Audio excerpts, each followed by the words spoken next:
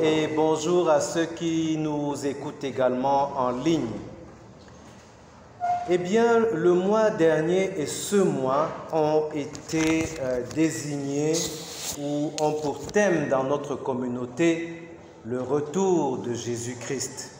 Le retour de Jésus-Christ. Et donc, ayant été programmé pour la prédication ce jour, je me suis tourné vers le Seigneur, dire Seigneur, un thème aussi difficile, je compte sur ta grâce.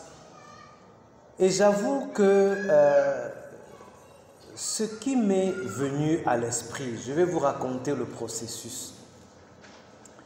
Ça a été ce texte à la fois de Luc 9 et également en Marc sur la transfiguration. Et je me suis posé la question, mais au fait, les disciples qui racontent après, Pierre, Jean et Jacques qui sont montés, qui étaient sur la montagne avec Jésus lors de la transfiguration, racontent qu'il y avait Élie et Moïse. Ils ont même fait comment pour savoir que c'était Élie et Moïse? Je me suis vraiment posé cette question et je continue de me poser la question d'ailleurs. Comment ont-ils su que les deux personnes qui étaient là avec Jésus, c'était Élie et Moïse? Ils n'étaient pas passés à la télé avant. Aujourd'hui, on peut reconnaître des personnes parce qu'on les a vus à la télé avant. Mais là, comment est-ce qu'ils ont su? Et je me suis contenté de la réponse que certainement le Seigneur leur en a donné la conviction. Mais il leur en a donné la conviction également par la connaissance qu'ils avaient de la parole de Dieu. Il est possible qu'en disant une chose ou une autre, ils se disent « Ah, ça c'est Élie ». Ou bien la façon dont il a parlé, on dit « Non, non, non, ça c'est forcément Moïse ».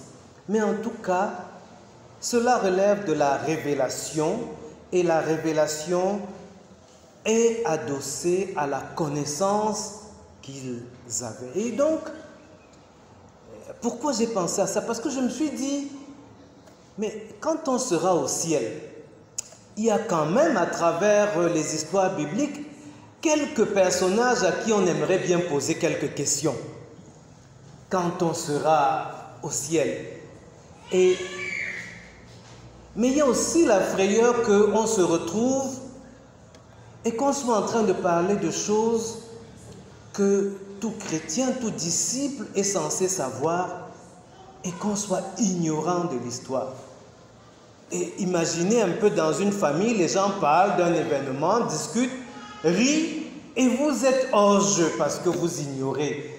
Ça peut être très complexe. Et donc, j'ai pensé au retour de Jésus-Christ en termes de cette grande fête où il pourrait y avoir des personnes qui participent à la fête et qui ont du mal sur un ou deux points qui ne, j'allais dire, tu te dis, j'aurais pu mieux bénéficier de la fête. En tout cas, je ne spécule pas là-dessus, je voudrais plutôt ramener ces interrogations personnelles à notre vécu de ce jour. Il y a dans la vie de foi, dans la vie chrétienne, des joies à côté desquelles on passe par ignorance, par insuffisance de notre vécu de la foi chrétienne, insuffisance de notre, j'allais dire, de notre enjoyment.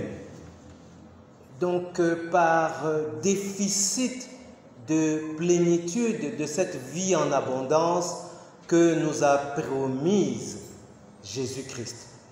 Donc, je vous raconte cette longue histoire qui m'a amené à ces textes que nous allons partager aujourd'hui.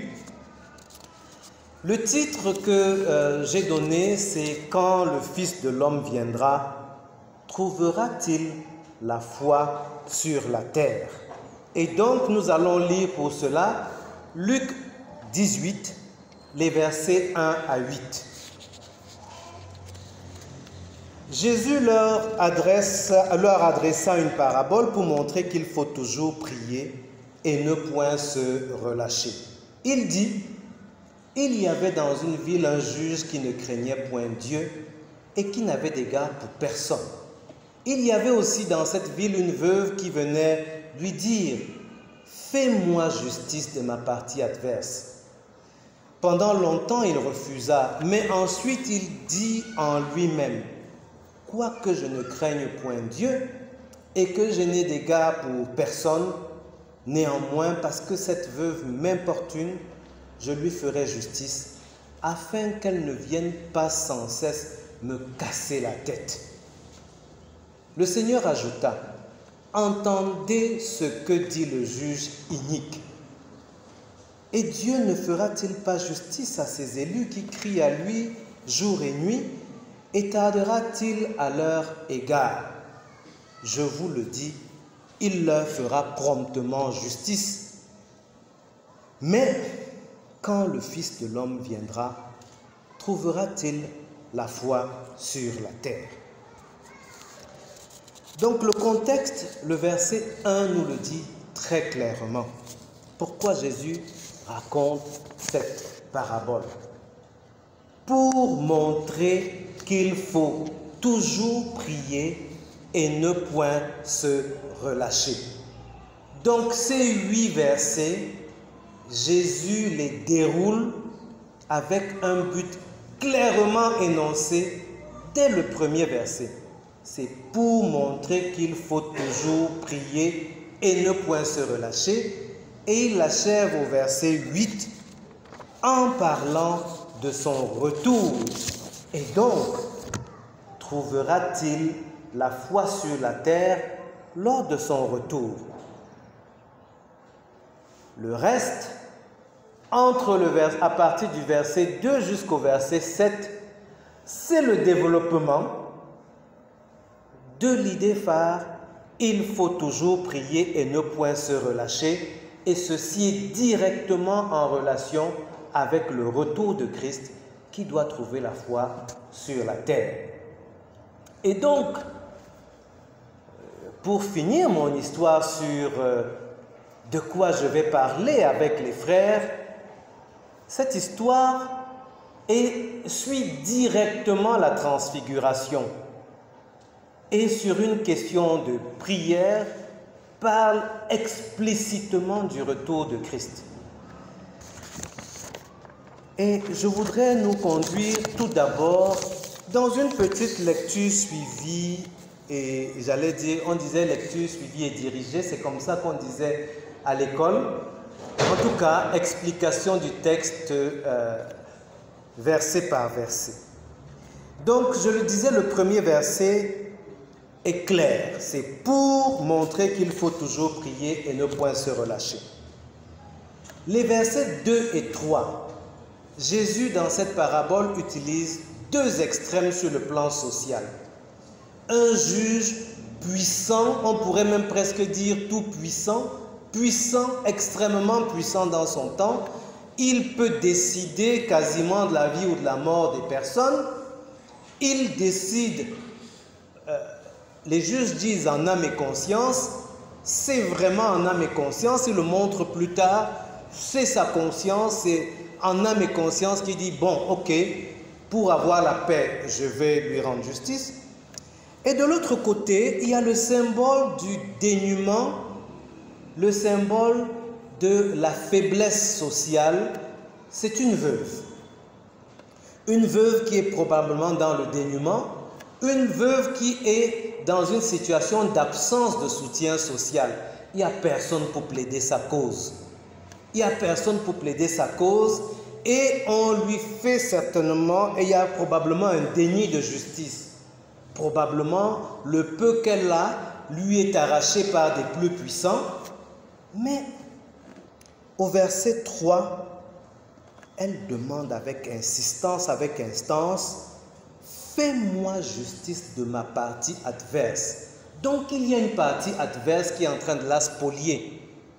Le juge a le pouvoir de lui faire justice et elle va insister chez le juge bien qu'il soit arrogant, suffisant et peut-être même mauvais, puisque Jésus l'appelle juge inique, au verset 4 et 5, il finit par dire, quoique je n'ai d'égard pour personne. En gros, je fais ce que je veux. Je lui ferai justice, afin qu'elle ne vienne pas sans cesse me casser la tête. Donc il a quand même peut-être peur qu'on lui casse la tête. Celui-là qui n'a peur de personne. En tout cas, il veut sa paix. Et Jésus au verset 7, c'est important vraiment de suivre pas à pas. Dit, mais ce gars-là qui ne craint pas Dieu, il fait ça pour qu'on ne lui casse pas la tête. Et Dieu alors, qui est à l'opposé, parce que le juge est inique, ne fera-t-il pas justice à ses élus, des gens avec qui il est en relation, des gens qu'il a choisis, des gens qu'il aime? Si ces gens-là crient à lui jour et nuit, la question n'est même plus seulement ne fera-t-il pas justice, c'est le début, mais après il pose même une deuxième question, et tardera-t-il à leur égard? Non seulement il est en train de dire il leur fera certainement justice, mais il dit en plus il ne tardera pas. Et d'ailleurs le verset 8 est la réponse à sa propre question, je vous le dis. Et il répond dans une proposition aux deux questions qu'il a posées. Non seulement il leur fera justice, c'est entendu, mais il y a un adverbe pour répondre à la deuxième partie de la question. Promptement, sans tarder. Il leur fera justice sans tarder. Et il dit, en réalité, le problème n'est pas Dieu. C'est quand le Fils de l'homme viendra, trouvera-t-il la foi sur la terre? Et donc, je voudrais, dans un deuxième temps, après avoir parcouru avec vous ce texte, me poser la question, la veuve, elle demandait qu'on lui fasse justice de sa partie adverse, c'était des problèmes matériels, c'est clair. Mais Jésus parle de Dieu qui ferait justice promptement à ses élus. De quoi s'agit-il? Nous faire justice de notre partie adverse, sous-entendu. De quoi s'agit-il? Est-ce qu'il s'agit de nous donner des cadeaux, des bonbons?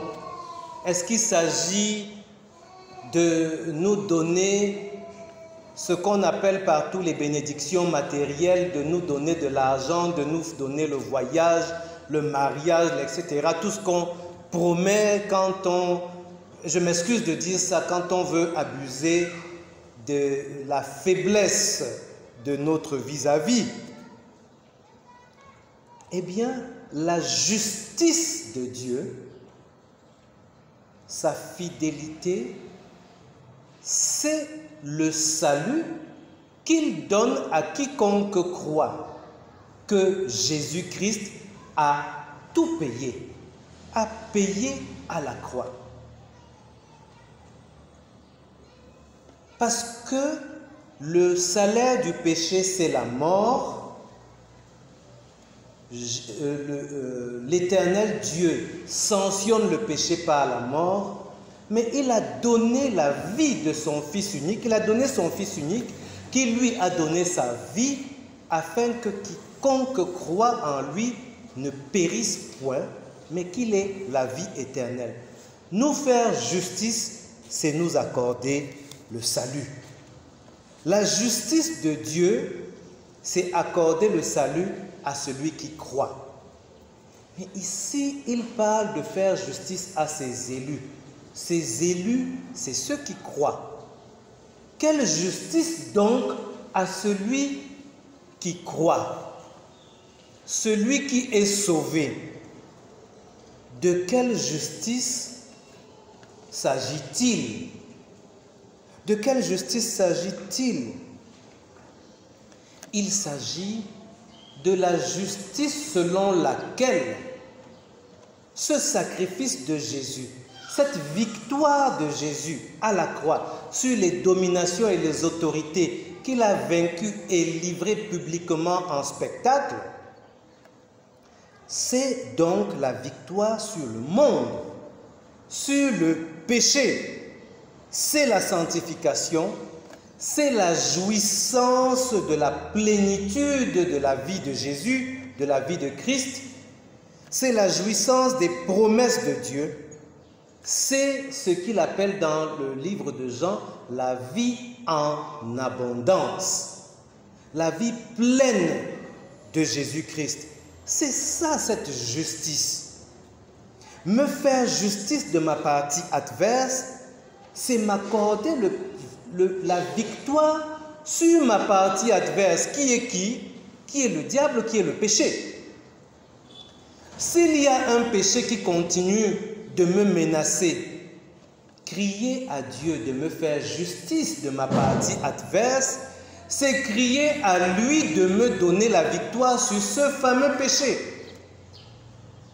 S'il y a une situation qui me terrorise et m'empêche de vivre pleinement l'abondance de Christ, telle que la peur, me faire justice, c'est contre ma partie adverse, c'est me donner la victoire sur la peur. Fière note pour ceux qui étaient au camp. Fière note. C'est me donner la victoire sur la peur. C'est me donner la victoire sur la tristesse. C'est me donner la victoire sur les pensées qui ne sont pas de Dieu. C'est me donner la victoire sur la séduction des fausses doctrines dont a parlé le pasteur dimanche dernier. Fais-moi justice de ma partie adverse. Ne me laisse pas vaincre par les séductions dont a parlé le pasteur Roger la semaine dernière. Ne me laisse pas vaincre par la tristesse. Ne me laisse pas vaincre par la peur. Ne me laisse pas vaincre par le péché. Ne me laisse pas vaincre par ma culture. Ne me laisse pas vaincre par le regard des autres. Fais-moi justice de ma partie adverse. Et Jésus attend que les élus de Dieu crient à lui jour et nuit pour que l'Éternel leur fasse justice de leur partie adverse. Je dois savoir quelle est ma partie adverse. On en reparlera. J'aborde la partie suivante qui découle de la question de Jésus. Oui, il est prêt à nous faire promptement justice de notre partie adverse. Mais trouvera-t-il la foi sur la terre? Trouvera-t-il la foi chez moi? C'est quoi la foi? Quelle est cette foi-là qui cherche? On va reprendre la définition biblique. C'est quoi la foi selon la Bible? Qui sait? Alors on va lire Hébreux 11, 1, les versets spéciaux 1, 1, 1. Hébreux 11, 1, la foi est une ferme assurance des choses qu'on espère, une démonstration de celles qu'on ne voit pas. Attention, les choses qu'on espère, les choses qu'on ne voit pas. Je saute un peu pour aller plus loin dans ce que j'avais prévu de dire. L'objet de la foi n'est donc pas les choses qu'on voit. La foi n'est pas une question de tout ce qui est palpable, matériel, tout le temps. C'est vraiment l'espérance. C'est une question d'espérance. C'est une question de puissance, de démonstration puissante de ce que l'on ne voit pas. Et Jésus nous dit donc que l'expression de la foi, c'est toujours prier et ne point se relâcher. Verset 1 de Luc 18. L'expression de la foi qu'il attend, c'est donc de toujours prier et ne point se relâcher. La foi croit, la foi obéit. Parce qu'il dit justement, parce que la Bible dit en Jacques 2, 19, ce n'est pas qu'une question de croire. Tu crois qu'il y a un seul Dieu, tu fais bien. Les démons le croient aussi et ils tremblent. La foi, ce n'est donc pas seulement croire, c'est croire et obéir. Croire et se soumettre. Parce que les démons aussi croient. Donc attention, on dit parfois simplement les croyants. C'est sûr, c'est un terme juste. Mais la foi, c'est croire et obéir. C'est croire et se soumettre. Mais ça vient d'où cette foi qu'ils cherchent? Je vais aller vite en disant que c'est Dieu qui donne la foi. Parce que la source de la foi, c'est la parole de Dieu. Rappelons-nous, et je demande qu'on affiche Romains 10, 17. D'où vient la foi? La foi vient de ce que l'on entend, et ce qu'on entend vient de la parole de Christ. Alors, l'expression de la foi que Jésus cherche pour nous rendre justice promptement de notre partie adverse, c'est de toujours prier et ne point se relâcher. La source de la foi, c'est la parole de Christ. En fait, si on me demande, tu as voulu dire quoi aujourd'hui?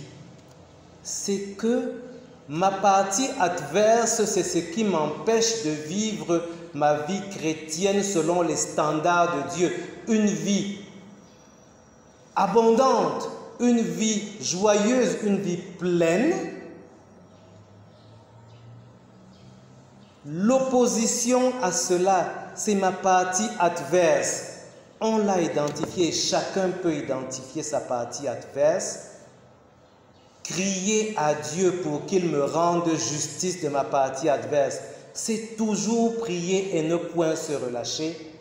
Cela est l'expression de la foi, qui est la ferme assurance des choses que j'espère et de la démonstration de celles que je ne vois pas. Et elle vient d'où la foi? Elle vient de ce qu'on entend, et ce qu'on entend vient de la parole de Christ. C'est le résumé intermédiaire que je fais pour que nous ne perdions pas le fil. L'objet de la foi, c'est quoi? Parce qu'on a dit la foi, d'accord, oui, j'ai insisté sur croire et obéir. Pourquoi? Parce qu'en fait, j'ai été confronté au cours de la semaine qui s'achève à une discussion avec quelqu'un d'une autre dénomination. C'était une discussion tripartite, donc, ou multipartite, il y avait plusieurs personnes. Et j'ai appris qu'il y a des dénominations pour lesquelles la foi est mise en l'Église. Il dit, ah bon? Et il l'exprime de façon explicite. Je ne vais pas les citer. Non. Et donc, je me suis dit, attention, dimanche, quand tu vas parler de ce sujet, insiste sur l'objet de la foi. Parce que j'ai la foi, j'ai la foi. La foi en Christ.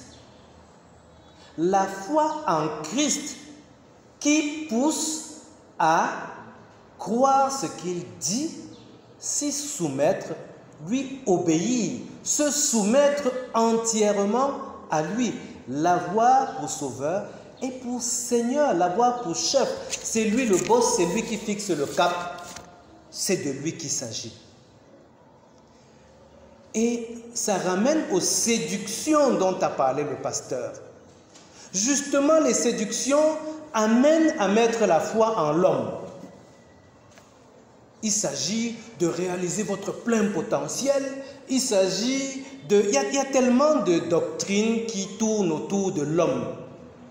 Ta destinée, ton potentiel, bref, il y a tellement de choses qui tournent autour de l'homme au point que on dit parfois, sans se rendre compte qu'on dit un scandale, il faut croire en toi. Sans se rendre compte que bibliquement, c'est un scandale. La foi, c'est pour ça que j'insiste sur l'objet de la foi. C'est la foi en Christ. Sinon, c'est une séduction. Si l'on met sa foi dans un achievement, dans un objectif, si l'on met sa foi dans du matériel, c'est la séduction. De toutes les façons, retournez sur le site de l'église, écoutez encore la prédication sur les séductions pour bien comprendre que ça doit être clair pour nous. La question de l'objet de la foi. Ça doit être clair pour nous, comme le dit la Bible, qu'il s'agit de ce que l'on ne voit pas. Ce n'est pas des expériences sensorielles. Ce n'est pas la recherche d'une expérience physique. Ce n'est pas une question de s'appuyer sur ce que je vois. La Bible parle de marcher non par la vue, mais par la foi. La Bible met donc bien en opposition ce que l'on voit avec la foi. Il s'agit d'une ferme assurance de ce que l'on ne voit pas. C'est pour ça que, par ailleurs, il est possible de parler de marcher non par la vue, mais par la foi. Cette opposition-là, qui en revanche est accompagnée de « si tu crois, tu verras ». Ce n'est pas si tu vois, tu croiras. Si tu crois, tu verras. Donc la foi, c'est une assurance de ce que je ne vois pas, mais si je crois, je verrai. Attends, la Bible c'est un ensemble tellement homogène que celui qui ne croit pas qu'il y a un seul auteur, qui est notre Seigneur, son Esprit, Jésus-Christ, a un problème. La Bible nous dit aussi que sans la foi, il est impossible de plaire à Dieu. Voilà à quoi sert la foi. Sans la foi, il est impossible de plaire à Dieu. Et la foi vient de ce que l'on entend. Ce que l'on entend vient de la parole de Dieu. Et j'aimerais lire un verset de la parole de Dieu au sujet de la source de la foi. Romains 12, verset 3. Quand l'apôtre Paul dit « Par la grâce qui m'a été donnée, je dis à chacun de vous de n'avoir pas de lui-même une trop haute opinion, mais de revêtir des sentiments modestes selon la mesure de foi que Dieu a départie à chacun. » C'est Dieu qui donne la foi. C'est Dieu qui donne la foi. Et ça me permet de dire une phrase que j'avais écrite et que j'avais déjà sautée. Les hommes de foi n'ont pas un pouvoir illimité, mais la foi est attachée à un pouvoir illimité. Donc, la foi, même comme un grain de sénévé, un grain de moutarde, c'est-à-dire la taille de la tête d'une épingle, peut déplacer les montagnes. Mais la Bible ne dit pas que l'homme de foi peut déplacer les montagnes. Attention. Il dit, si vous aviez la foi, vous déplaceriez. Mais la foi vient de Dieu. Donc l'idée selon laquelle je peux venir voler la puissance et puis aller faire de façon autonome, c'est vraiment penser que je peux chauffer une marmite d'eau sur mon réchaud, sur ma cuisinière. C'est chaud, ça boue. Je porte ma marmite, je pars. Et 3 jours après, la marmite la brûle toujours.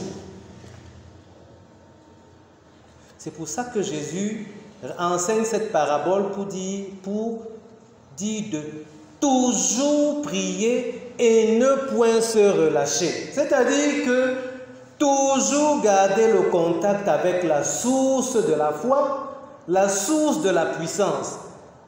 Chauffer la marmite même à 1000 degrés. Enlever du feu. 3 jours après, vous me dites si l'eau est encore chaude. C'est pour ça que Jésus dit pour encourager à toujours prier et ne point se relâcher. L'idée que vous allez devenir un homme de foi qui peut maintenant faire que cela me pardonne, sa banderole et promettre ses miracles et ses actions. Ah, je ne vais pas en dire plus.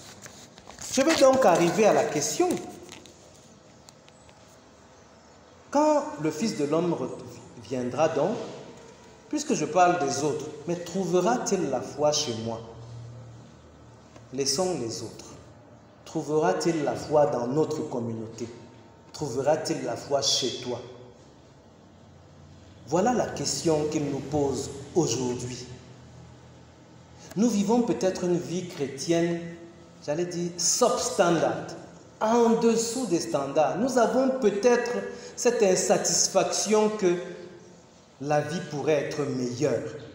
Nous avons peut-être cette impression que finalement la vie chrétienne là me bride et m'empêche de me déployer. Ou bien nous avons l'impression que non, ce n'est pas comme tel homme de foi que la Bible décrit ou que nous voyons. Nous avons peut-être l'impression que ce n'est pas tout à fait ça. Ce n'est donc pas la vie en abondance, ce n'est donc pas la plénitude. Oui, si nous avons ce sentiment, c'est que notre partie adverse est à l'œuvre. C'est que notre partie adverse est en train de se déployer. Et que nous avons une seule solution d'après Jésus. C'est de crier jour et nuit à notre Dieu, de nous faire justice de notre partie adverse, de faire ce qu'il a promis de faire en vertu du sacrifice de Jésus-Christ à la croix pour nous.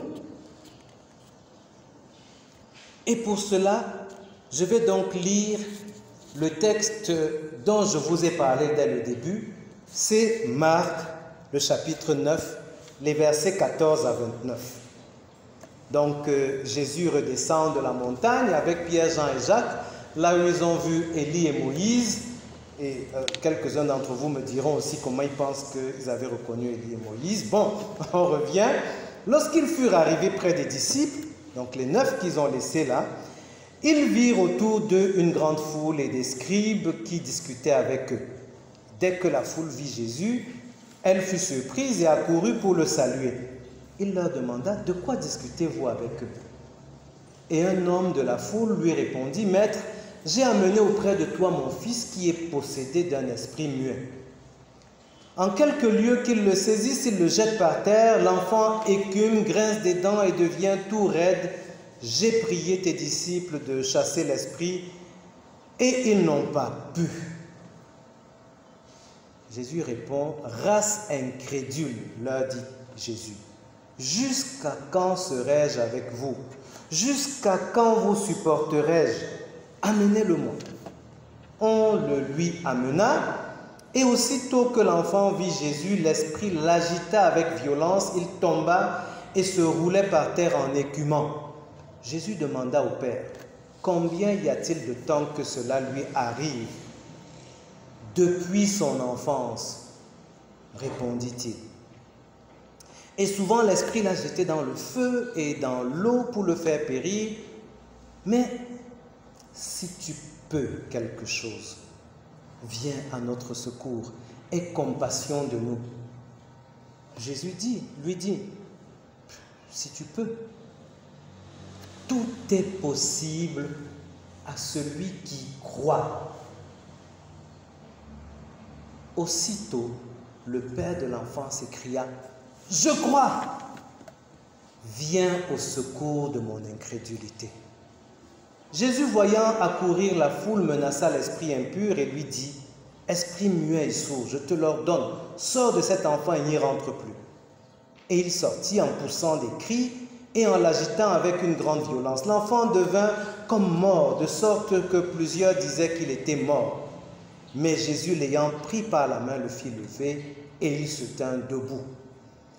Quand Jésus fut entré dans la maison, ses disciples lui demandèrent en particulier, « Pourquoi n'avons-nous pu chasser cet esprit ?» Il leur dit, « Cette espèce-là ne peut sortir que par la prière. » On va s'arrêter là.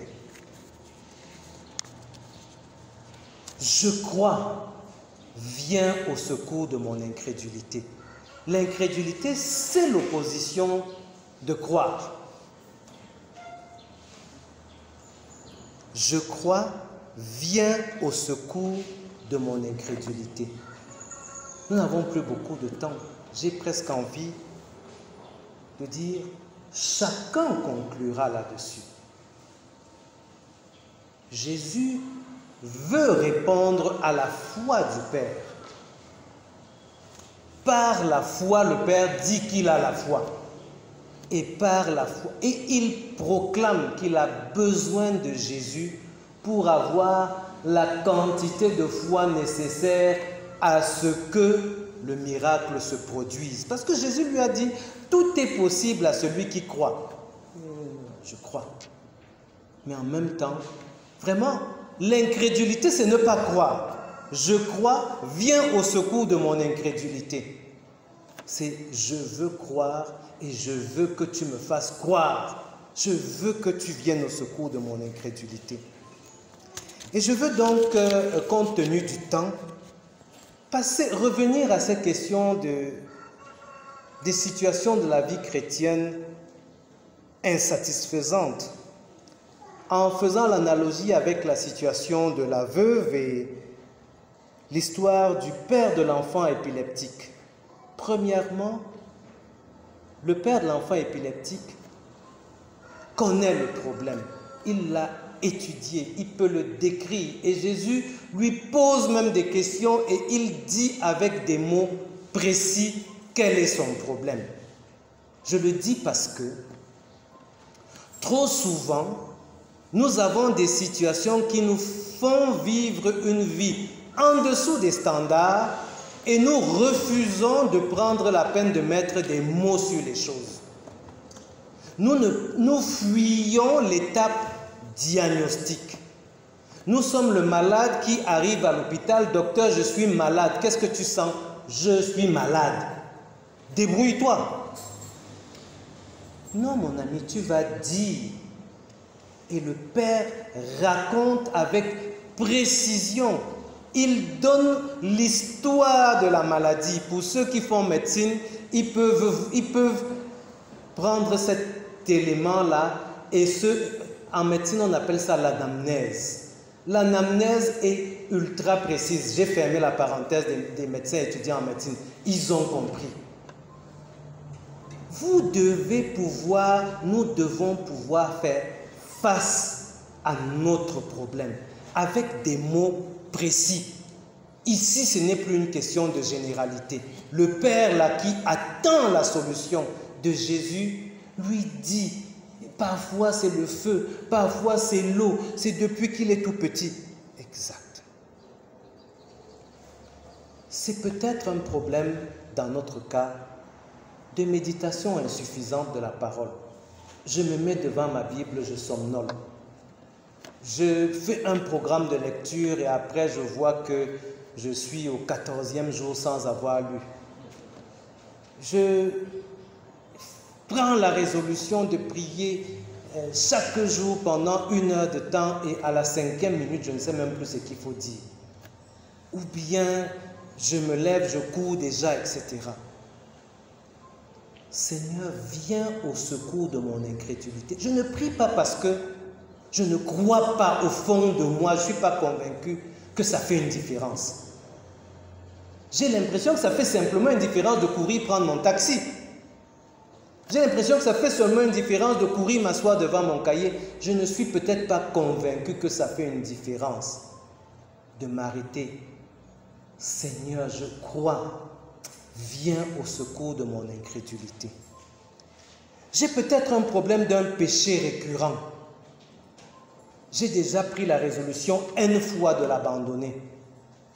Et même sans que ce péché me fasse plaisir, sans qu'il me procure une quelconque joie, ou alors une joie tellement passagère avec tellement d'amertume, je n'arrive pas à m'en départir. Je dois clairement l'identifier et crier et venir devant Jésus-Christ.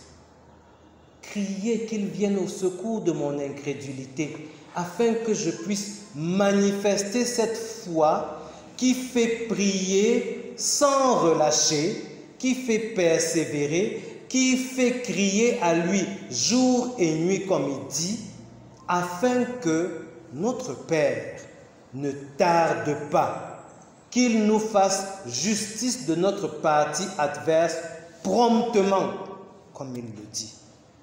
Ça peut être le manque d'audace. Je n'ose pas des choses qui sont pourtant à ma portée. Ça peut être une foi non agissante. Je ne vois vraiment rien qui se produit depuis que je dis que je crois. Ça peut être le témoignage qui est tiède. Mais c'est Dieu qui donne la foi. Il nous l'a dit. Le père de l'enfant est venu, il a crié « Je crois » et il a demandé le secours pour sa foi. Jésus a le traitement. Jésus est le traitement. Il explique la procédure quand il enseigne à partir de la parabole dont l'introduction est claire. Parabole pour leur enseigner qu'il faut toujours prier et ne jamais se relâcher. La parabole du juge inique, Jésus l'utilise pour nous enseigner la procédure, pour nous enseigner comment nous reconnaîtrons son œuvre en faveur de notre foi. Le Seigneur agira promptement et il le dit d'une autre façon, la prière du juste est d'une grande efficacité. Le temps avançant, je vais donc nous rappeler que la marmite sortie du feu va se refroidir. Et je veux nous rappeler que c'est Jésus-Christ lui-même, la source, l'auteur et le consommateur de notre foi. Voilà les termes bibliques. L'auteur et le consommateur de notre foi. Nous avons besoin de lui sans se relâcher. Je voudrais simplement finir en priant pour chacun d'entre nous et pour moi-même, que déjà pour que je le voie au cours de la semaine prochaine, que le Seigneur m'accorde une semaine de foi différente, une semaine pour laquelle je veux lui dire, oui Seigneur, je crois que je peux avoir une semaine différente. Viens au secours de mon incrédulité.